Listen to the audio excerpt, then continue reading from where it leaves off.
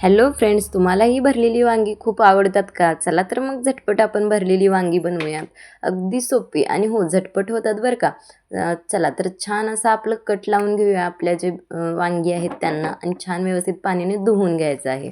चला तर आता तसेच ते पाण्यात ठेवायचे. आता कढाईमध्ये घालायचं आहे. आता सुकं खोबरं, लसूण आणि शेंगदाणे छान असे फ्राय करून घ्यायचे आणि मस्त असे कुटून घ्यायचे.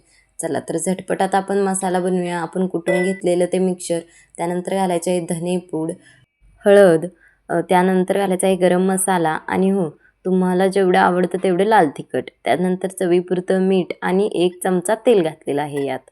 आता मस्त असं मिक्स करून यामध्ये छान असं या पद्धतीनं भरून घ्यायचं वांग्यांमध्ये. छान असं आपलं भरून झालं, की आपला उरलेला मसालासुद्धा आपण यामध्ये घालणार आहे शिजवताना.